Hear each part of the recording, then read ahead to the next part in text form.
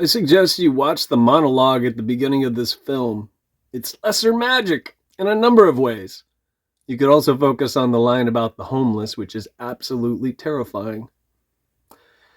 Yeah, but what the fuck do I know? What I'm referring to, this is one aspect of this larger book, and right now it's 1,346 pages, just for perspective. What I'm going to speak to after this segment, you can use it much in the same way you can use Dead Tongue Speak. It's a similar format in some ways. Because there's a method to my madness and it's interactive. Because if you can't work with it, it probably doesn't mean shit. So I knocked out a rather lengthy chapter, and again, this is just a chapter in a book. Where are we at? It's 10 pages, so an average chapter is usually about 8, approximately. Um, this rewrites, I mean, it would flip your lid, it would shake up what people assume they know. It's one of the numerous things I could teach people. And it's only 10 pages long, at least so far. I plan to add more to it. Um, I don't know anybody cooking with fire. I don't know anybody who's truly challenging things and willing to do their best not to shop around propaganda and mislead others. I don't know anybody. Really, I don't think I know anyone who's truly willing to do this. At least more often than not. Um, and sometimes when I say shit like this, it's because I don't know anybody in real life here in town. Granted, I live in Portland, Oregon, so have yourself a laugh. Um, a lot of times I think that's what I default to, is there are some people out there that are chipping away at stuff. We're just all kept, we're in somebody's fucking pocket. Um, there's always too many fucking thoughts. Um, I was kicking around, so I owe the water company here in Portland, Oregon, right? So I got one of their, token phone calls. Sir, we're gonna need to talk to you to set up, a payment plan. And then I got, some other follow-up letters because I didn't fucking call them because I didn't box myself in. Um, so I got some letters in the mail saying, "Sir, we didn't receive a call from you. We really need to hear from you." Da da da da da.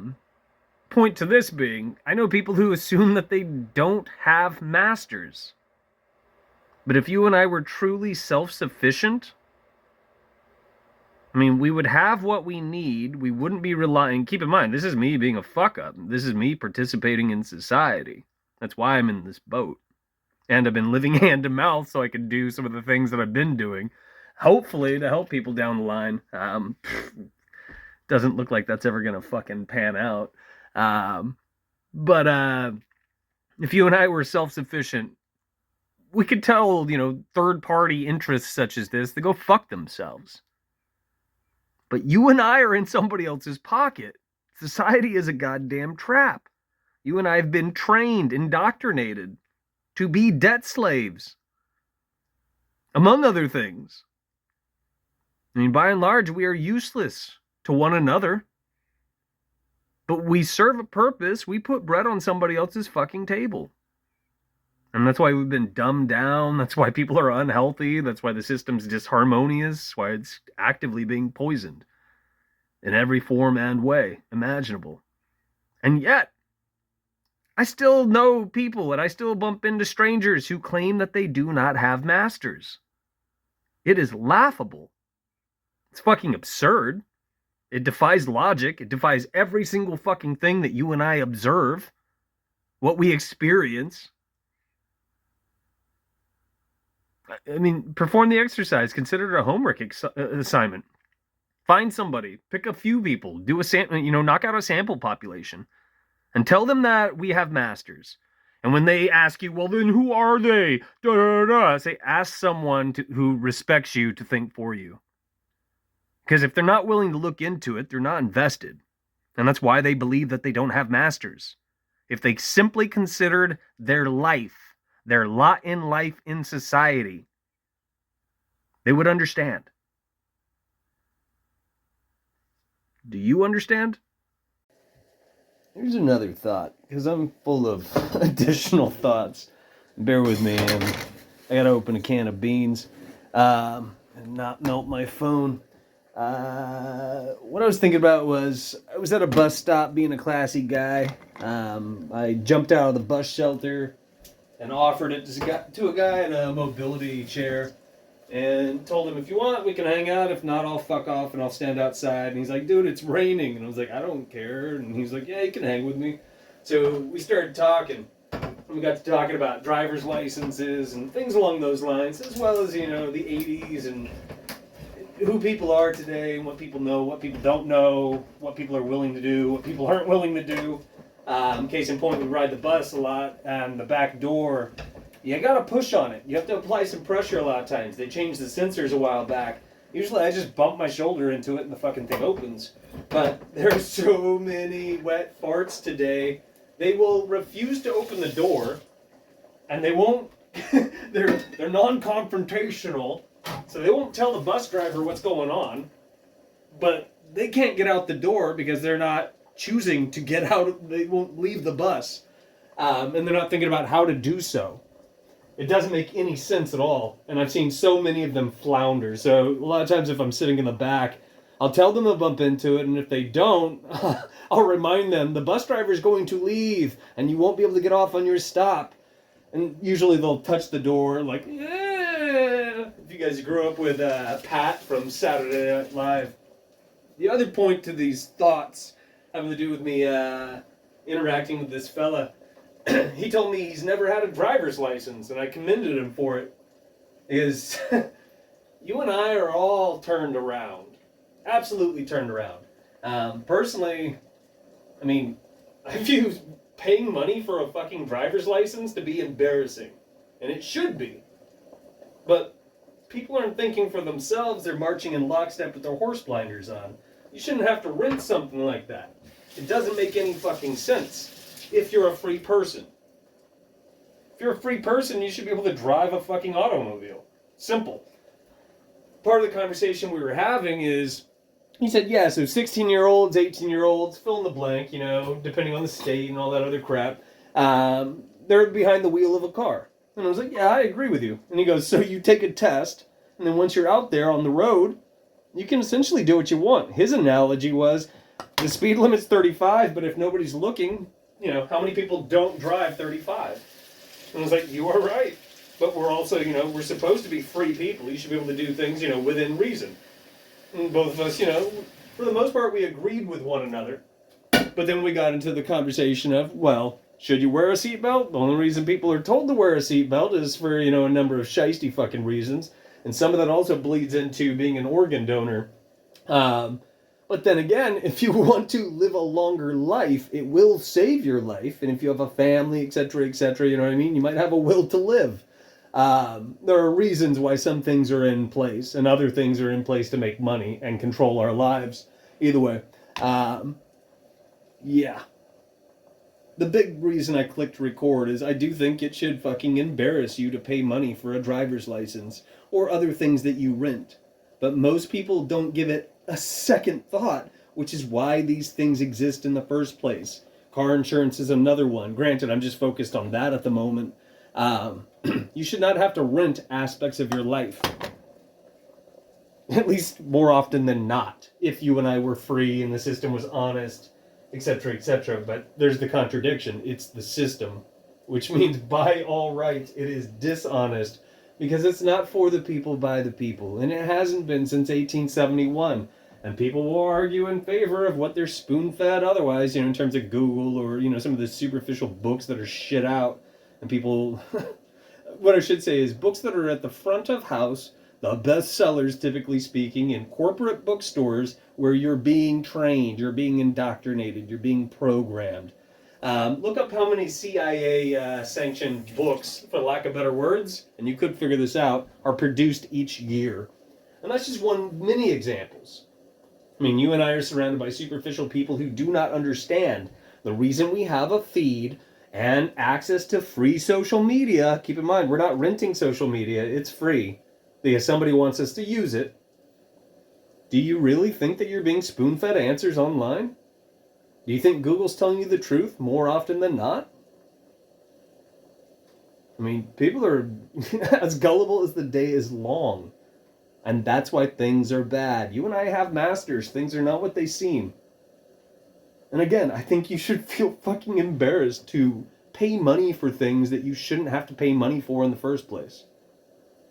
It's a trap. It's a racket. It's a joke.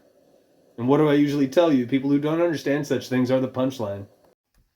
So one of the things I did, and some of you guys know about this, I mean, some of you might still be cherry picking and you might have received this. Some of you guys know that I knocked out pamphlets. I only produced a few physical copies, but by and large, what I did was I sent people, it wasn't a Word document, it was a PDF. And it was none other than Seminar 7, which has to do with where we are, what this is, etc., etc. I didn't put all of it in there. I gave people, a doctored piece, but I did hand that to people throughout these years. And I come back to this all the fucking time because, everything comes in waves. I've thought about printing up some pamphlets. And if you guys were, proven beyond a reasonable doubt, you're not shopping around fucking propaganda, I would print up things and send you answers digitally or, in real life. I mean, right now, I don't think I have ink right there, but I don't think that one works. And I'm out of actual paper because some of you might know that I was reading the 36 Faces online and I printed it. And that was the last of my paper. I mean, there's some there, but it's janky as fuck. Either way. Presentation. But no one's fucking keeping up. No one's, truly doing any of this stuff that I've asked folks to do. Some of you guys might be chipping away at it, and I understand it takes time. I do. I'm just as impatient as those kids, who will freak out on me, and tell me, we need the answers right now. And I'm like, yeah, technically we probably do, but if people are going to corrupt them, that's why I don't do that. I was, and the more I thought about it, I was like, fuck, I'm just helping people piss in the pond. So I tried to, refine my tactics. Honestly, I miss breaking out the chalkboard and just showing people stuff, but it's reckless. It's careless to do that. With how little people know, and by and large, people don't know a fucking thing, despite what you might assume of me. Earlier, I was doing a lot of things as usual again, but I'm working on one of the greater aspects of this giant book that I've been writing. And I haven't told you guys what the topic is having to do with this. But I was thinking about taking just a couple sections out of it, and I would have put that in a pamphlet. And this is something really far down the line. And it's something that I would have shared with people if I had people in an inner circle who had the faintest fucking clue what's going on, and they're not shopping around propaganda. They understand what's what. But I have conversations with people who tell me that they're keeping up, and people they still repeat the social engineering buzzwords. They still talk in terms of our master's adult fairy tales. They do not understand. And I mean, I'm human. I fuck shit up. Here, case in point. AI shouldn't exist, and it wouldn't exist if you and I were surrounded by smart people. I saw an AI doctored, video, if I'm not mistaken. And some of it, I mean, it's satirical the way it's dressed up. And the shortcut to thinking is I shared this in a story on my private Instagram, which I don't usually do. I don't usually do that. I contacted a while, but I'll tell you something else too. In terms of the AI bullshit, and I try not to do this. I try not to circulate any of this shit. I mean, we're human. While back, I saw one. What was it? Oh, it's tarot cards and AI not illustrating, but animating some of the tarot cards. It got me. It was neat. But I fucking hate it. But it was also kind of neat. And so I contacted somebody that I care about and told her, I feel guilty. I fucking shit hate this through and fucking through, but it's kind of neat. And I'm bothered by this. The same applies to this 9/11 thing. Which is fucking evil through and through. Talking about, you guys probably already know, about the insurance on the World Trade Center buildings. And it's supposed, you might have even seen it because it's probably well financed, well circulated, and being normalized on the DARPA internet, which is again why I try to never do this. But today it got me, and I caved in and I did it. But it's the folks, who own the tower, and the discussion essentially goes along the lines of, if we were to tear this down, it's probably going to cost you more or, the sum that you paid, to have these buildings, in place. And there are claims that the thing's full of, asbestos, et cetera, et cetera. So then they joke around and they're like, well, I forgot how it's worded, but, we could just crash some planes into it, and that would get rid of it. And then you could collect on the insurance. And then all of a sudden there's a light bulb.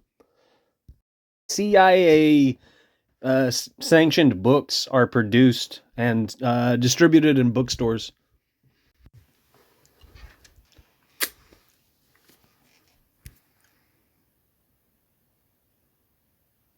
There is no specific publicly available annual number of CIA-sanctioned books.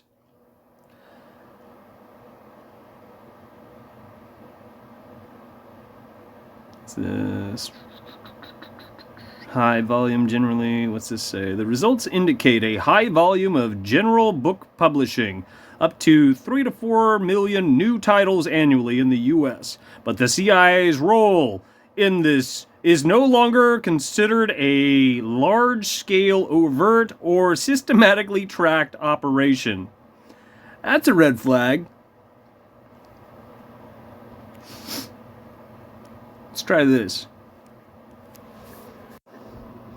Disregard the Smith-Mundt Modernization Act.